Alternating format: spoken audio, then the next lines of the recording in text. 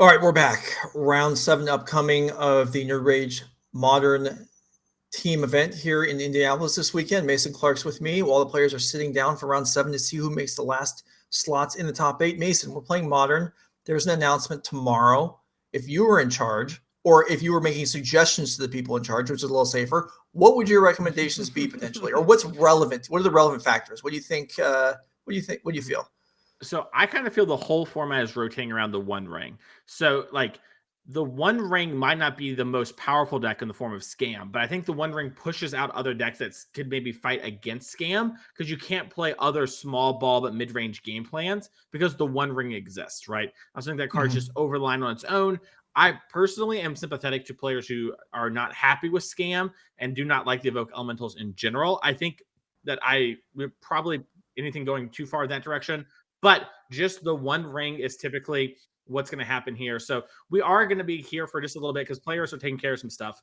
But regardless, yeah, the uh, format in general, I think, is fairly like close to healthy once the ring is removed.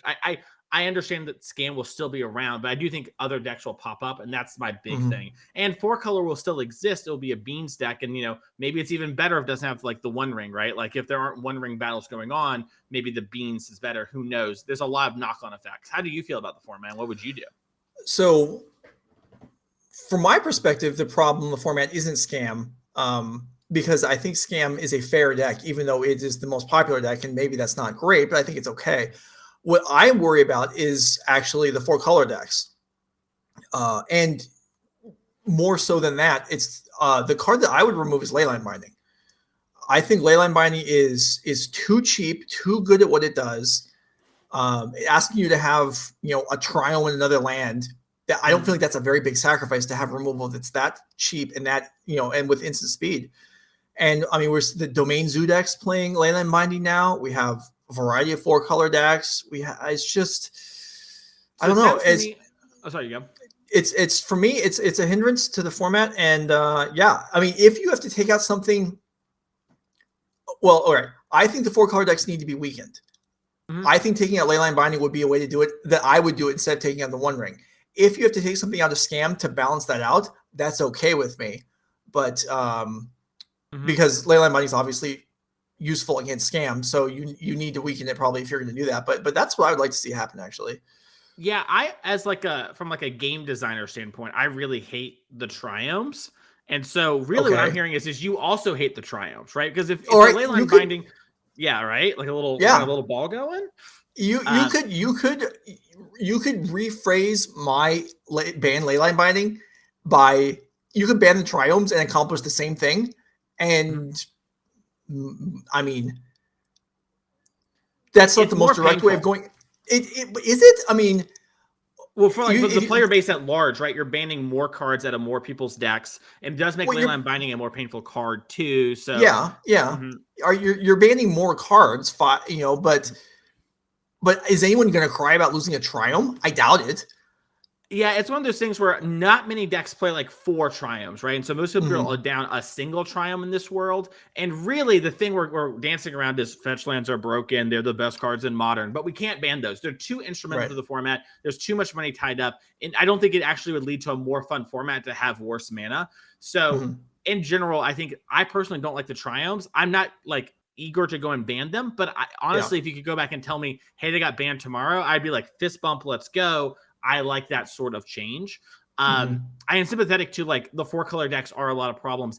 I think one thing that's interesting is 4 color before the One Ring was a deck that people played but didn't do very well. Without the One Ring, without the Beanstalk, you sort of don't have the card advantage to keep up. And Yorion did that a lot, where Yorion gave you a bunch of extra card advantage by flickering strong ETBs, but also made it so your deck was 20 more cards. So you just had typically about 10 more answers in your deck, which meant that you just killed everyone's things and ran them out of cards. So that was sort of how the decks did it in the past. And I think if like you, for example, let's say I wake up tomorrow and I saw Bean, the One Ring banned as the only 2 cards, I actually think Modern would be in a very healthy place. I don't know if I would pull the trigger on Bean yet. It's still very early. I think it is very strong. I'm not trying to tell you it's not, but I am anxious to pull the trigger so early on a card like that. So my big picture thoughts are I think if the 4-color decks don't have all the card advantage, they do 2-for-1 themselves a lot to not die in the early turns, and you can pull ahead against that. And Expressive Iteration is a good card, but not a back-breaking card. Right. No, okay.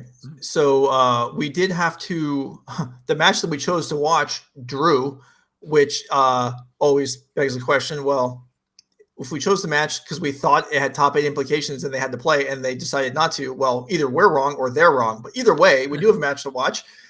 Theodore Jung, Derrick Davis, and Maxx Kominowski versus James Moskal, Abe Schnake, and James Wager, maybe. I think you nailed at least 2 of those names on the right side of the screen. I will never guess on Abe's name here, as we do see them cycling for living end. Want to point out too that Theo and Maxx, that's 2/3 of the team that won our team event, I believe, in the last Indy last year. Connor Mullally not on the team today. Instead, they decided to upgrade Connor to Worlds competitor Derrick Davis, who also got a Pro Tour top 8 this year as well. So yes, Derrick been on a bit of a heater. Yeah, I was actually on a team with Derrick for part of the year for Pro Tour preparation, and I had not really interacted with him before, even though we covered him some on Nerd Rage. And pleasant guy. I enjoyed his company, and I was rooting for him. So we'll see how this goes here. I know we're supposed to be impartial, at least in theory, but we'll see how this works out here with Ren 6 into play versus. I mean, from Derrick's perspective, you look across at Steam Vent's Botanical Sanctum, you have a pretty strong indication what you're playing against.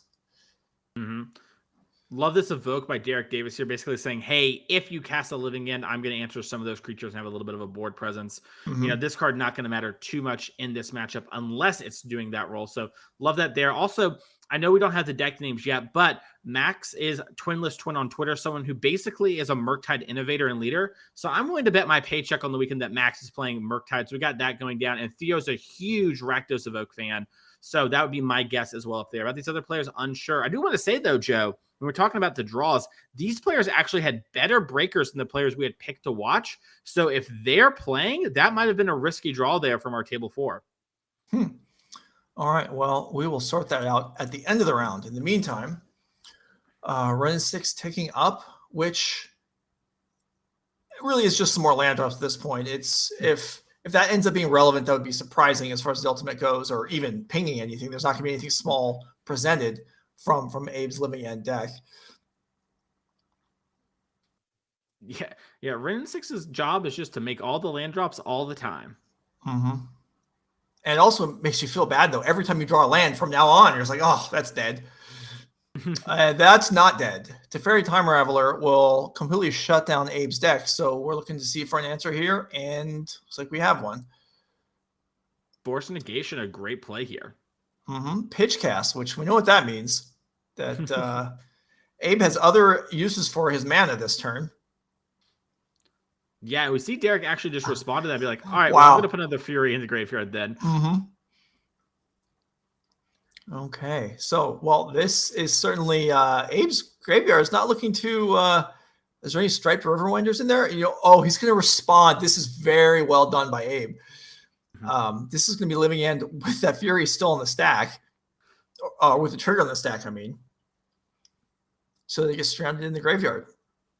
Yeah, and Derrick Davis had a Solitude in hand. Unsure if he had a white card. If he does have a Solitude, he can actually get that, and then it will come back as well. I think that would mean Abe loses all the creatures in the graveyard that aren't Striped Riverwinder, because I think there's only 2 right now. Derrick is going to double check what was flipped over there. This is certainly not going to be the one-sided Living End that the players hope for when they register the deck. I guess there's a lot of landmines out there now. There's Ballista and Ravager, and now there's Evoke Elementals, and I don't know what else gets commonly played that comes back. Voidwalker being a super important one. Yeah, lots of stuff. Yeah, Voidwalker is a very annoying one if you haven't played against that one as Living End. It is basically a nightmare. I said, yeah, we had another Teferi 3 in our hand, so this Solitude's going to be coming back here too. And Derrick Davis just is going to benefit more from this Living End than Abe is. This is 3 pitch cards here. So Derrick Davis is just throwing 3 cards into the trash to take advantage of what Abe has going on here. Yeah, and the 2 flyers are going to go down here, and Derrick's ahead on the board. This is Abe's combo. Oh my goodness. Yeah, so this is a thing where last year this matchup was pretty favored, I think, for Living End.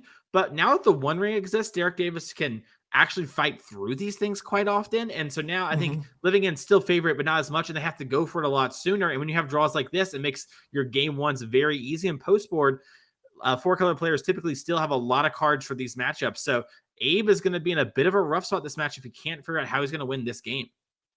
Yeah, this is the point where Abe looks, glances to each of his sides and looks at his teammates. He's like, "Hey guys, you might need to win this one. Yeah, I'm in trouble. What right, happened? I comboed out and I'm screwed." Yeah, I did what my deck's trying to do. My opponent's going to kill me in 2 turns now. This is, in fact, 2 rounds in a row. Last round, we had a player go to 50,000 life and lose. And now we have Abe combo out and, well, he hasn't lost yet, but not looking good. Yeah, also worth noting, let's say Abe starts cycling a bunch, casts Living End again.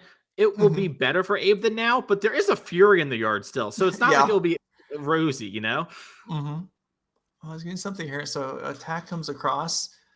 Architects does chump block, and Derek Davis isn't done yet. Okay, it's just a cycle land for, Ren 6 to have more work to do. Oh, yeah. Value Town.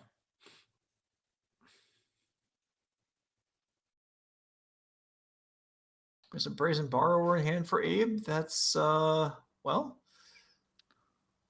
he knows one of the cards in Derek Davis's hand is the land, but Derek's at the point where these incarnations can start being hard cast. See a little cycle action. Get another Cascader. So do you think is the plan here to just try and load the graveyard up so much that Derek can't deal with it? Yeah, that's probably your best bet. Remember too, 2 of the creatures got killed, but only 1 was exiled. So one of those Sphinxes is still in the guard from before. So the Fury will come back. It will probably kill that Sphinx again, but at least you can maybe overwhelm. So I think Abe's thinking about, am I supposed to use this Brazen Borrower there to maybe return the Wrenn 6 to hand to maybe make life a little awkward for Derek when it comes to ultimating the Wrenn? Because Abe doesn't know if Derek has things like Counterspell in the deck, and that Wrenn ultimate could be a huge problem. Could also not matter at all. Yeah. And just a pass, not even a land drop for Abe. Yeah. Derek's going to go grab one of those Triumphs, probably. Maybe a Shock Land. I guess he has 1 Triumph in play and 1 in hand, so doesn't really need one. You're right about with deck lists being unknown at this point in the tournament until the elimination rounds, so the players be presented with each other's lists at the beginning of the match. And these 4-color decks not being, all stocked the same 60 or 64 or whatever's they're playing with that afternoon. There could be Counterspell, like you said. There could be a Time Warp. There are certainly things that the Wrenn 6 could get, Emblem can get ugly. But then there's versions also where, there are still versions, right, where the Wrenn 6 Emblems doesn't do much. Yeah, it's really awkward where Wrenn 6 sometimes is this huge threat, sometimes it's not. You mentioned last round how sometimes some 4-color players are playing Time Warp. That adds an element to the mirror matches, but also turns Wrenn 6 into kind of a combo kill, right? If you have your Wrenn at 8 and then you ultimate, you Time Warp and you pick up a land, you Time Warp every turn, suddenly you take all the turns. All right, here is another Living End, and it's going to result in Abe. I don't even think I can say taking the lead, but achieving some sort of parity, maybe something like that. Yeah.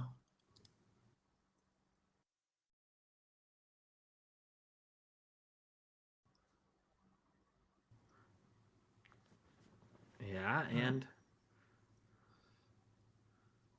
so Derek cycles the Triumph first, then Abe's going to look at the top 3, but there is a fetch land in play, so that can be reset. At least I think that's a fetch land. Maybe not. Yeah, I can't remember if he fetched or he didn't last turn. It's a little hard with the glare. Regardless, there is a fetch in hand, so only the top card will be affected if we want it to be. Looks like we're just going to actually develop our Sacred Foundry tapped. Don't want to lose any life here since we are sort of against, Living In is a combo deck, but its combo is beatdowns, so your left total can matter. Sure, although Derek looks pretty well defended right now, facing down an attack for 4, which may actually have to go at the Wrenn 6.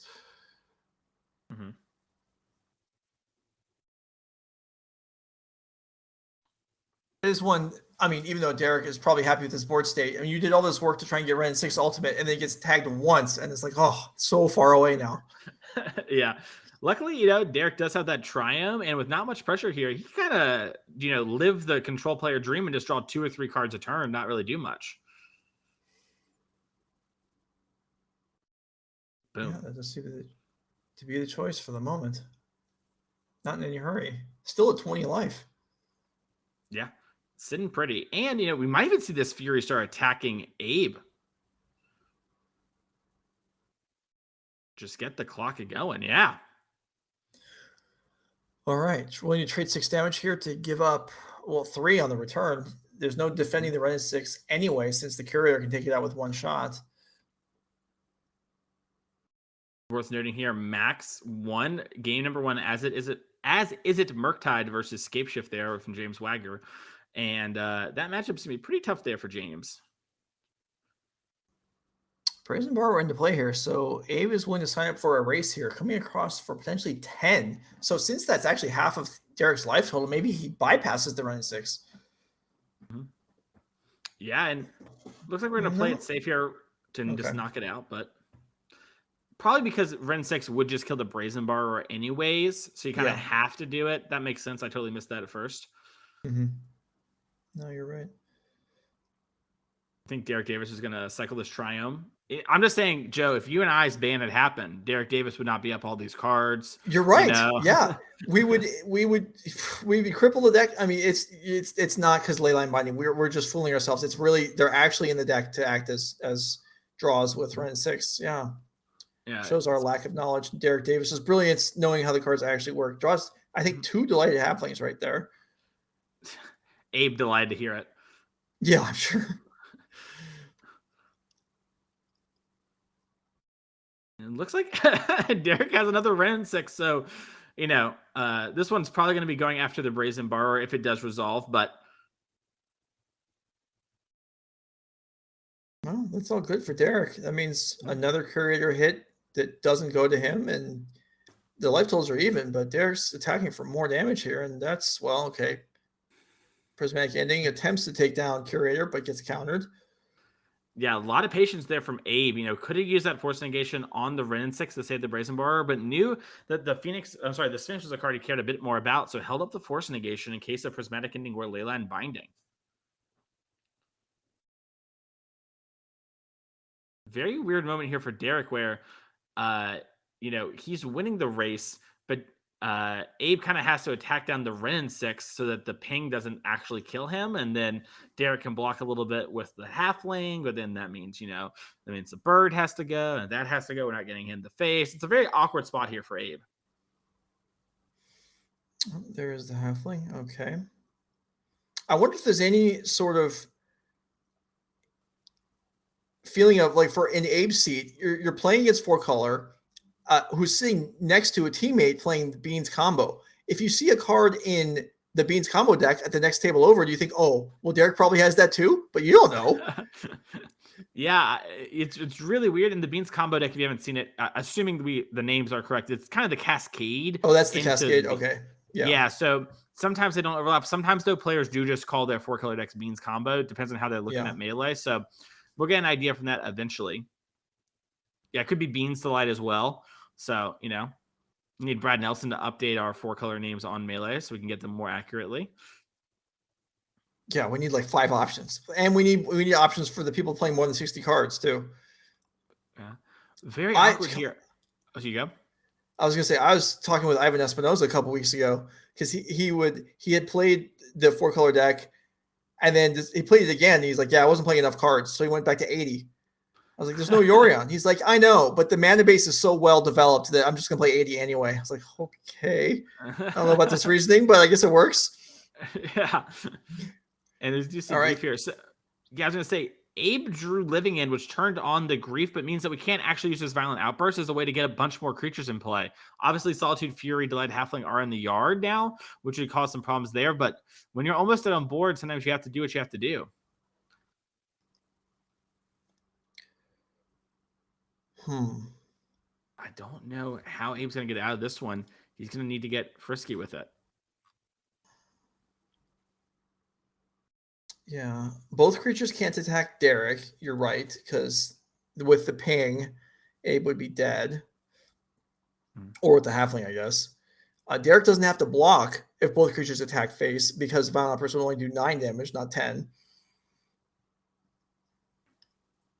So the little intricacies of the damage is done up to this point in the game do seem to favor Derrick at this point.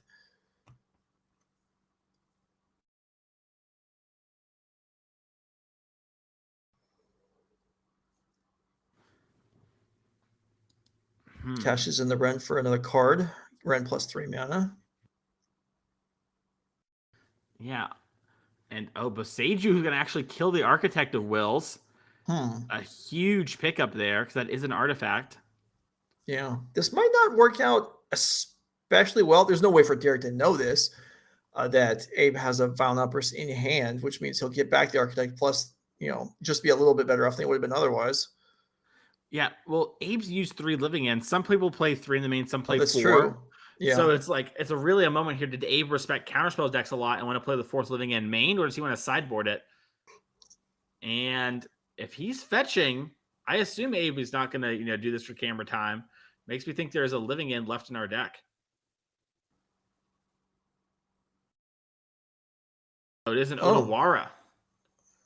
And because he discards a card, he gets to scry due to the Curator of Mysteries. That is pretty cool.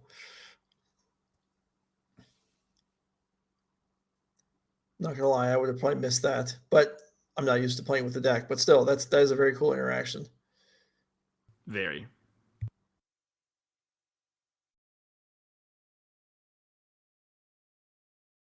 All right, so just 1 damage comes across then.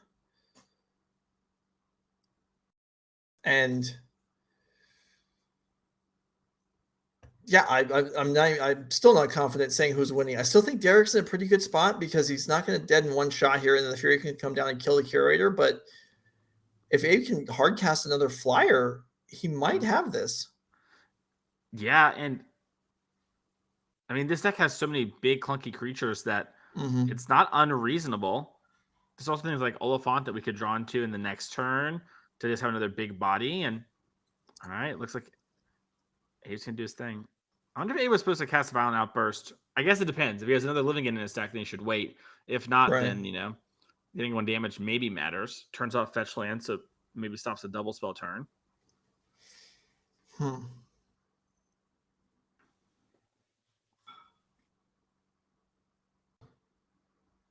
right, there's the Hardcast Fury. So if there is another living end, now there's a lot of creatures in Abe's graveyard and fewer incarnations in Derrick's than there were at the beginning. And it's lined up perfectly for Abe. Yeah, Abe might steal this one. Even a Brazen Borrower is enough. Yeah, that's true.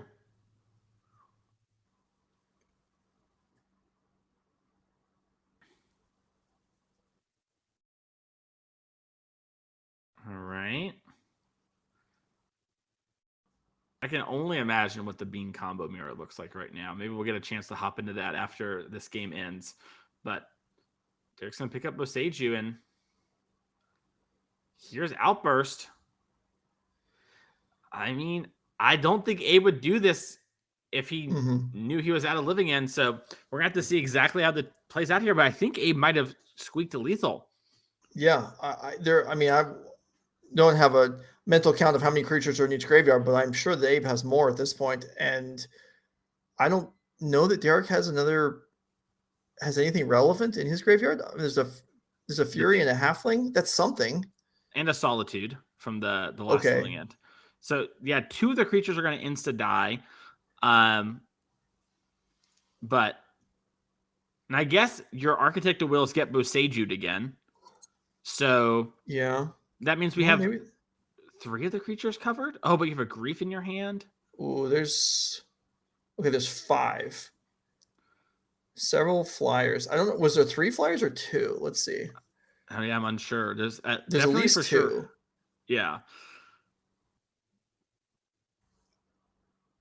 Abe rewarded here for putting all 4 living ends in the main deck. It is a serious cost. I know that might sound silly, but against non-counterspell decks, it can be a little clunky to have them in your deck. But against decks that play counterspells or go very long, it's a big help to have that in your main instead of your side. So let's see how many of these are flyers, because that is going to be the biggest sort of factor here. Well, I guess a grief and another creature is also troubling because the grief has evasion. So you mentioned Brazen Borrower is enough. I think it was here, unless Derrick has maybe a Leyline Binding in hand that he can play at instant speed, because he can kill 2 of the Curated Mysteries, but then there's a Brazen Borrower left over. Yeah, I was talking about hardcasting one, but yeah, having it survive and attacking over, that works too. We take those in the business. Yeah.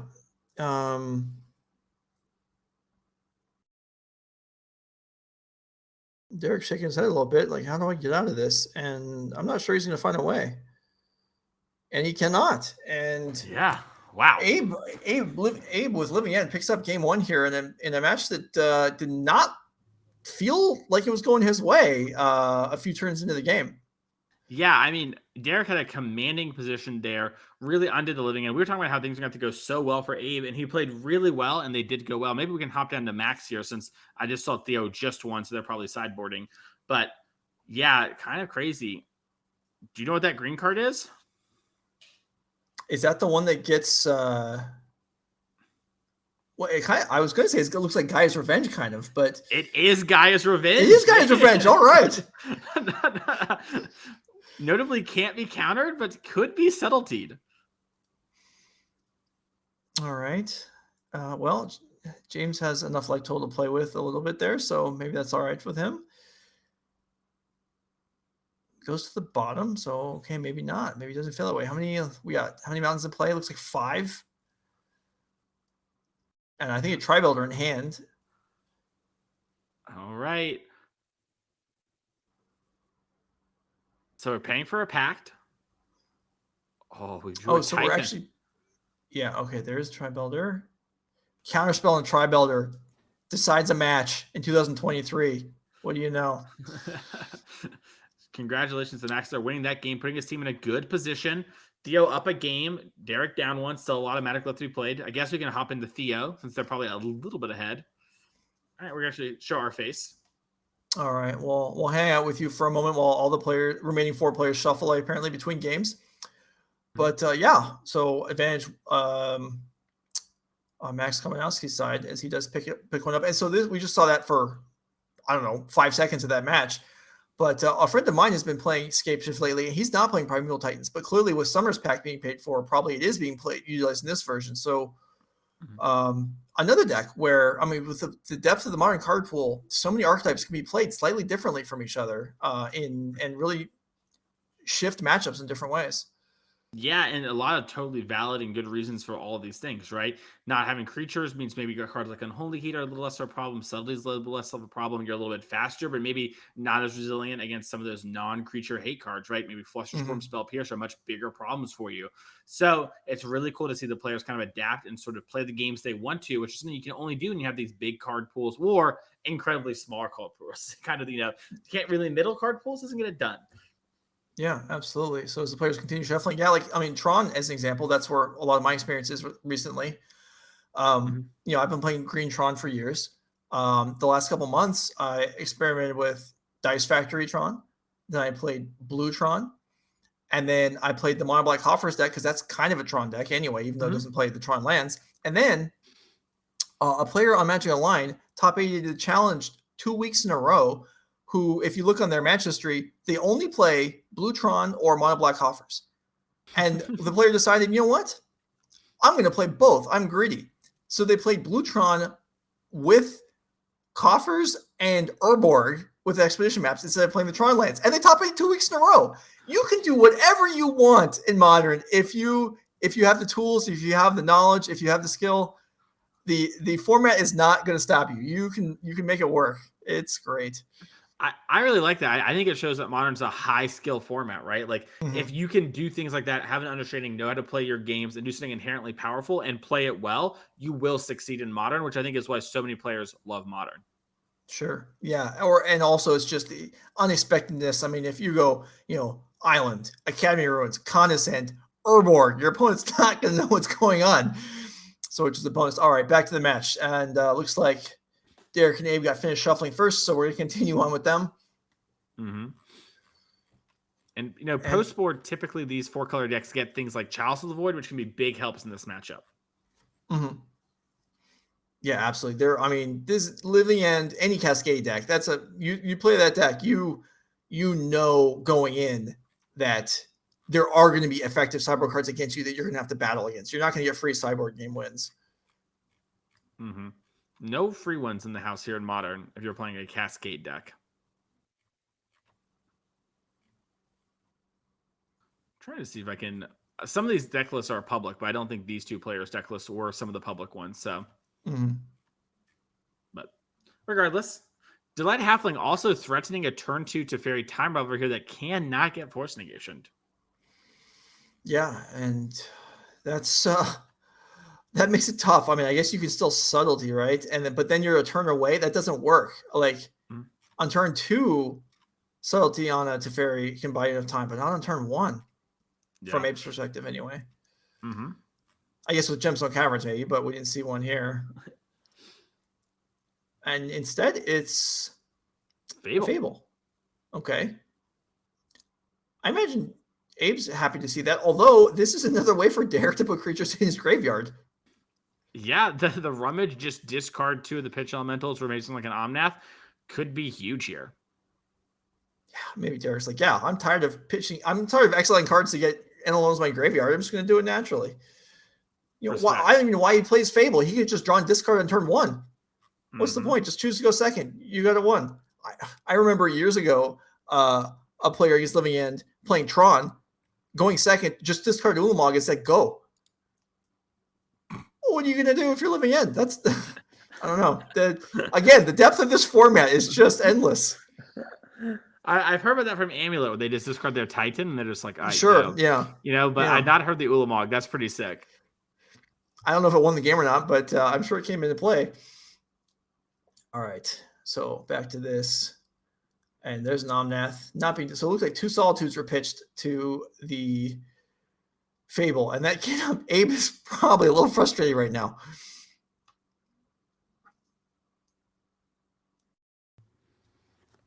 Yeah, up a game. But the plan, these Force Negations in the hand aren't doing too much right now. Yeah, it's a cool Force Negation I had. What if I had just creatures?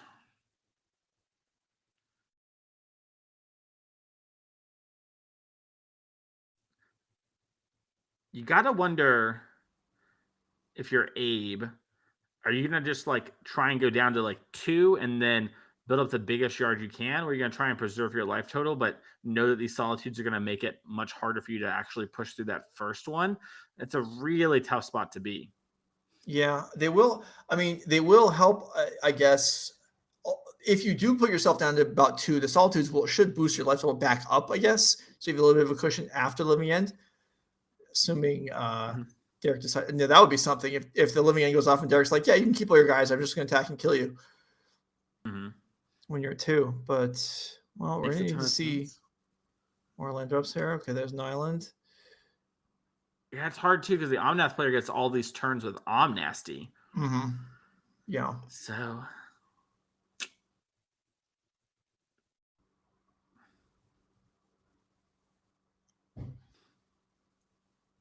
Fable also not a weak card. If we're able to sneak an Endurance into play, we can just do that over and over again.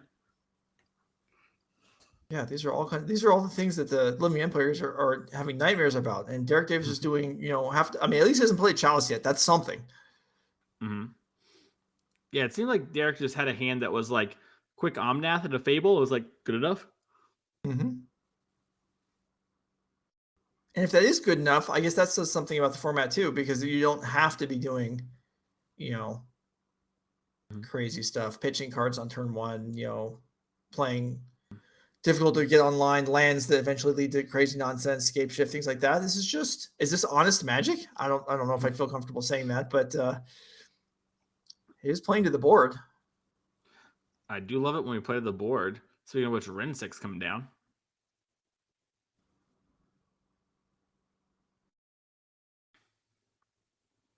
All right. Well, that's Hardcast. unfortunate for Abe if he thinks that's relevant, because I think Derrick has another one. Yeah, and I think Abe's staring down lethal. 9 power on board, so we're going to need to do something to change the board state up. Else, we're going to have to cast Living End now.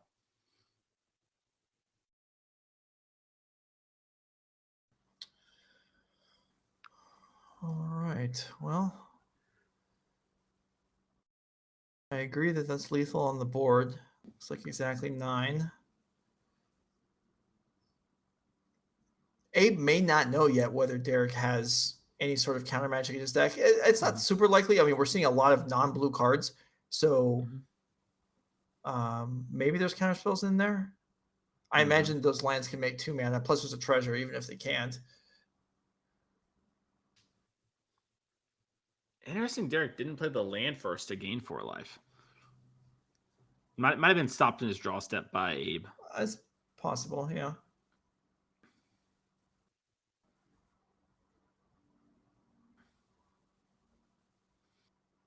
Little flipping the deck over. Will we hit the Living End? Will we not? I liked it when the Living Index played Rhinos one weekend when everyone was playing Rest in Peace on Magic Online. That was a funny weekend. Well, James Moskal and James Wager need Abe to take down this match, or this this game, to even up the overall match. Well, I guess I guess they don't. I mean, it would be comfortable to even up, but if Derrick takes on this game, they're not done.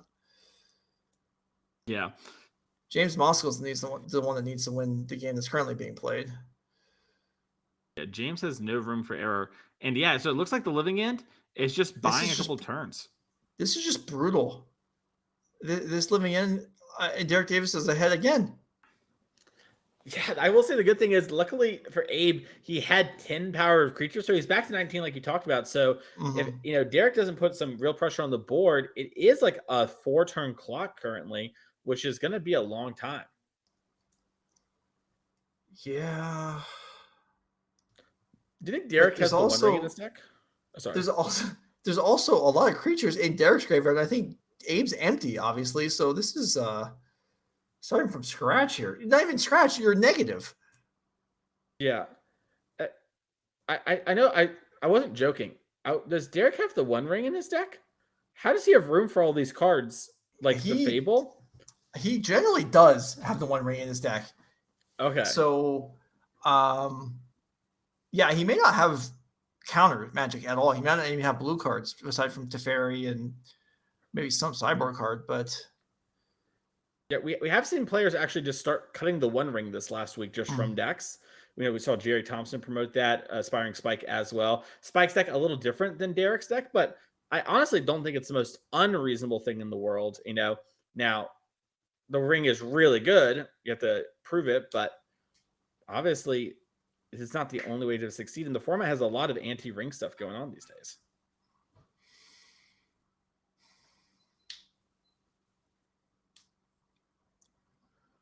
All right, Abe with Subtlety just cast honorably, honestly as a creature. 3/3 flash the end of turn. Okay. Take a chunk and run 6, and that's it for the turn. And I mean, Abe was up to 19, but down to 13, dropping down to 7. This isn't going to last forever, this life total buffer. Yeah, I mean, if you don't have anything in the way now, you're just dead. Well, I guess we're at 13. The life total is right. Sorry, we'll just do it on the next turn if we don't stop the Ren 6. So we might see Derrick even fight over the subtlety a little bit if there is any spot removal left. Typically, you don't have a ton left post board against these decks because it's not very good. But Joe, Derrick has Dovin's Veto and Endurance in hand. Yeah, I saw that. Looking pretty impenetrable here. I have to say, yeah, Derrick's just going to ping ahead of time. Yeah, that makes sense. He doesn't want to lose it and then leave Abe at 1 next turn. So I'll just get it done now. Sharp play. Derrick Davis paying attention to all the little factors. And Abe here with the subtlety. And Abe here is going to go to game 3. All right. Ooh, that was a good one there. Let's take a check at the bean mirror, see what's going on there. Okay. All right. Well, James Moskal is the only one with Beanstalks in play currently. In fact, the only one with non-lands in play for the moment. There's a Fury dropping a Fury, but I mean, Yeah, I got to root for the person with 2 Beanstalks in play. They seem like the one ahead. Yeah, James is definitely gonna be ahead. I wonder if James actually like force a Vigord, because there's like multiple Beanstalks in Theo's graveyard, and we have this Delight Halfling in Exile. So James maybe brought in that card to get a little bit of a blowout in the mirror and is ahead. And we see these players playing briskly because they know that if they want to finish the match and have James enough time to play, they're gonna have to play quickly. And Yeah, we're seeing that as all right. There's salted. Half of Theo's hand gets used to Solitude away the Omnath with it coming to play trigger on the stack. And this is kind of the funny part in this matchup is, because of the beans and like everyone has all the cards, tempo matters kind of a good bit once you're ahead, right? Like you kind of want to start running downhill, because normally you never Solitude just in the dark when your opponent has, 3 or 4 turns of getting attacked left. But as we see a Dash Ragavan, we just want to draw all the cards and get all the advantage we can. Yeah, Dash Ragavan. I didn't expect that to come out of nowhere. All right. Well, this game also looks like it's heading in the direction of evening up the overall match. Yeah. And we just received word that there's 15 minutes left in the round, and Theo may be well aware of that, and it's like, okay, let's give ourselves time. Yep. Yeah, very heads up play there by Theo, just so far behind, maybe 0.0001% to win, but almost assuredly not going to get out of that game. So might as well just move on to the next one. All right. Well, all players may be in the process of shuffling again. They're not started in game in the middle match either. So we'll take a moment to let you know about our next event, the final event on the 2023 NRG calendar, which seems incredible to say that already, but there we are, Madison, Wisconsin, November 25th and 26th. That is Thanksgiving weekend. So if you get together with family on Thursday, if you're one that celebrates the holidays, or your friends, and then by Friday afternoon, you're like, all right, there's a reason why I only see these people a couple times a year. Come on down to Madison. We'll be there for you on Saturday and Sunday. Play some Modern, play some Pioneer. Take the last guaranteed slot in the championship. 10K Modern Saturday, 5K Pioneer on Sunday. If you're unable to make it on site, but you still want to get away from your family, we'll be broadcasting all weekend long, and you can join us right here on Twitch TV NRG Series. Okay, let's see. We're back in. We're back to live. We are drawing opening hands in the middle table. Yeah. Looks like Derek Davis has a couple Omnaths in hand, but not what he's looking for. He's going to take the mulligan.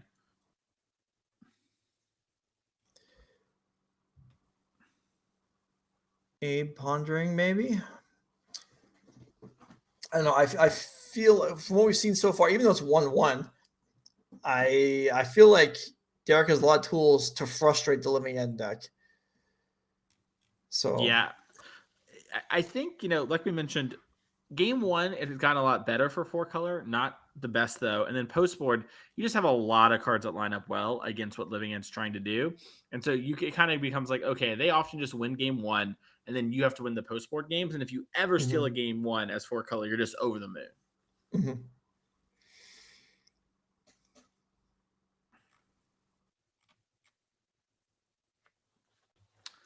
Looks like Abe did keep his 7 though, so yeah, good spot to be. If you feel like you're in a matchup that might be troublesome, are you more or less likely to keep our risky 7? You think? I am less. Okay. What about you?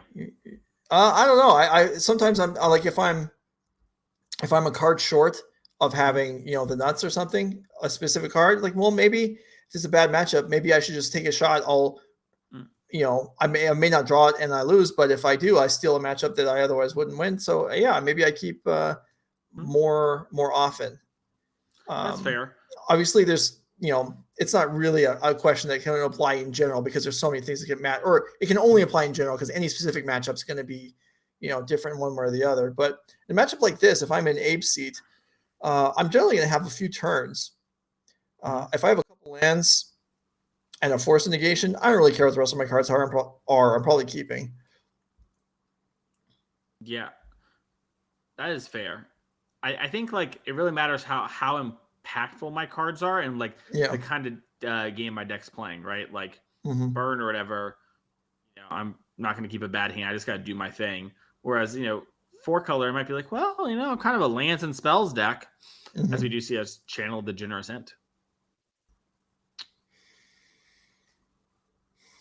This Delighted Halfling, by the way, a card that has kind of fallen off a lot of players for 4-color as the ring's been popping up with the bean. Players sort of cut Halfling because it's a little awkward when you have more 2-drops in your deck. Derrick has chosen to continue playing the Halfling. And in this matchup, once again, huge. We talked about how last game, a subtlety wouldn't have been enough. It's going to have to be the thing here along to stop a Teferi 3 if it comes along. Yeah, you're right about that. All right, so Shirei cycles Shockland in. What do we have for 2 mana from Abe? It looks like a Waker of Waves. That makes sense. It's actually, okay. Bone Crusher takes out the Halfling. Yeah, this is a really heads-up card here. Its ability to actually stop the One Ring. One of the things we talked about is sometimes you living in, they cast the One Ring, gives them time to stabilize, and then, they somehow win. Bone Crusher Giant makes it so damage can't be prevented. So wait, if we ban the One Ring, then does that mean there's no reason for people to play Questing Beast anymore in their Rhinos decks? Because I have died multiple times to turn 4 Questing Beast, and I'm starting to get frustrated by it. I think that theoretically you shouldn't do it, but some players might be keeping it because, like, I play against Joe Lisette every week. I just beat him with this Questing Beast. I'm gonna leave it in my deck. Yeah, I mean, oh gosh, yeah. When they can discuss it at the Girl Scouts cookie meeting, like they have a sidebar how we keep crushing Joe at the RCQs. Huh. Yeah. People walk in, they sell the cookies, they walk away, they go back to their sideboard mapping against Joe Lisette. So we are going to fetch up a Triome here. And it seems like Derrick does have a Teferi in hand. Mm-hmm. So he's going to probably go for it. The real question is, what does Abe have in response? Well, Derrick is not going to go for it. And Abe's going to take the opportunity to just cycle some more. So I can't make out all of Derrick's cards. Maybe he has one of the Dovin's vetoes that we saw last game that would lead him to not run out the Teferi here. Maybe it's the only white card for Solitude, although that doesn't seem like a reason to not attempt to cast it, because if it resolves, you're better off than you would be otherwise. Yeah, I agreed there. I think Derrick might have Endurance and something else that's being like, okay, well, if you do all of this, I'll just cast, like if you cycle a bunch like right now, I'll just cast Endurance and get rid of your graveyard. Also could just be a wait, like Derrick, there's this weird game where, like, in theory, living in can beat everything if you give him enough time to sculpt, but in practice, it doesn't really play that way. So yeah, it does look like Derrick's going to do something here at end of turn. But, it is weird where Derrick doesn't have much pressure to actually go for it if he doesn't want to. But it looks like he is just going to force the opponent to have a subtlety here, else they'll lose their entire graveyard.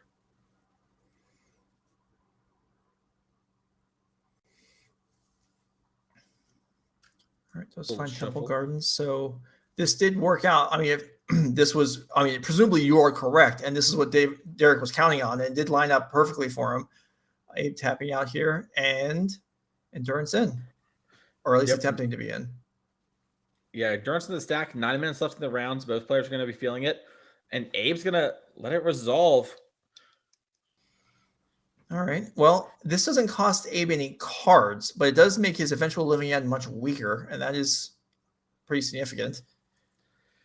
Yeah, I do see a subtlety in hand. I don't know if we have any other blue cards, but that might have been the thing. Could also just be we've seen Abe have a lot of patience in this matchup, right? Just take his time getting there. He might just be like, yeah, whatever, you Endurance now, it gets out of the way, and then I'll fight through the next thing later. Yeah.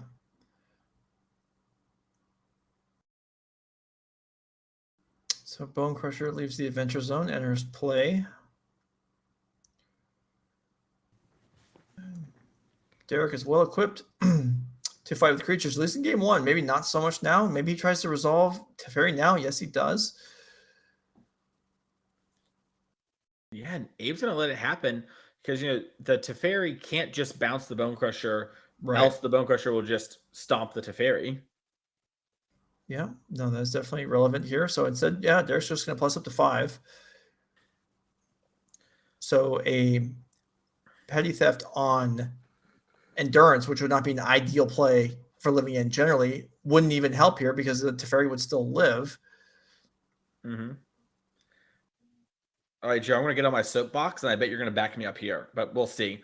So, I'll count on it. All right, well, I believe in you, Joe. I believe. Okay. So, Magic players are never practicing or working on attacks and blocks, and I think attacking and blocking is one of the most important parts of Magic, and games are won and lost, even when you're playing decks like 4-color control and living in, because you get into these scrappy, weird games. Modern Magic's all about creatures, and I think a lot of players would be really lost here on how they move forward, and both these players have to be good at this to get to this portion of the day here. And if you find yourself losing with both these decks, you might just be having issues with combat.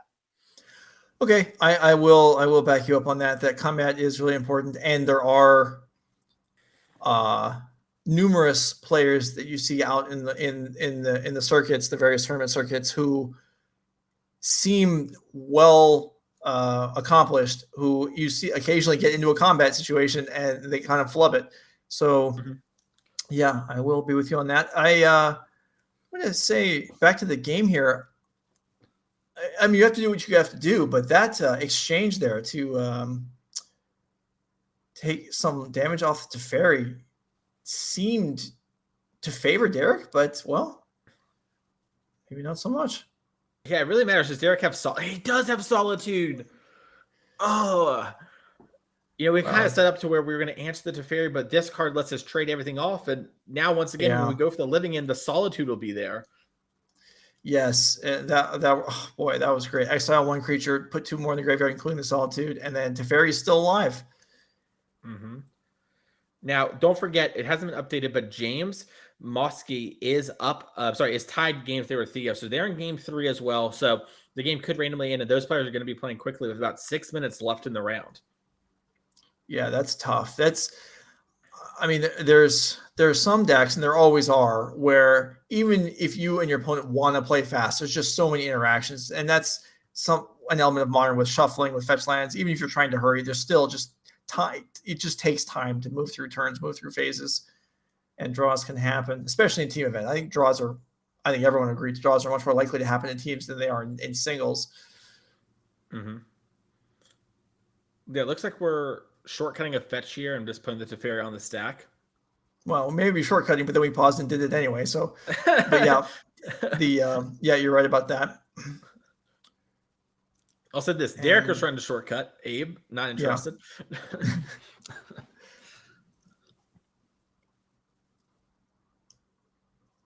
Shortcutting stuff though. Sometimes when you're not thinking because you're trying to hurry, and it's like, okay, I'll shuffle your deck like after your fetch during my instep. You go ahead and draw for your turn. They're like, I can't draw. You're holding my deck. Like, oh right, and then just things go wrong when you're trying to hurry. Play mechanics and play actual mistakes. And there's a Chalice off the top. First one we've seen in the match, I think, for Derrick. And he comes right down to the board, protected by the Teferi Time Raveler. And Fury gets in there. Yeah, knocking Abe down to 8. And Derrick still has that endurance we know about from so long ago that can eat the subtlety in combat, present lethal, and clean up the graveyard. It's going to be really hard for Abe to get out of this spot. Okay, I've never received an update quite like this one. I've been told that approximately 0 minutes are left in the round. So that is turns, but Derek Davis is going to win the game here unless there's an Odawara, because the Teferi Time Raveler's in play. Subtlety's gone. We have lethal on board. And bang, that's it. Abe unable to contest the variety of permanents in Derek Davis' side of the board, and the attack does come through. Lethal it is, and Teferi Time Raveler says, no, you may not interact. And it looks like Abe has drawn 2 copies of Living In, so he wasn't exactly living the high life anyway. Yeah, well, congratulations to the team of Theo, Derrick, and Maxx on top, aiding our event here. Killer squad. We can't wait to see them play in the elimination rounds here in just a couple minutes. Yeah, that will conclude our coverage of the Swiss, but we have the quarters, semis, and finals still coming up today. Money to be awarded, NRG Series points to be given out, trophies to be won. We'll find out who takes it all home later this evening. So stick around. We'll be back. Top 8. Expect a little bit of a break. It's the transition to the top 8 usually takes a little bit longer. So give us a little slack on there, but we will be back.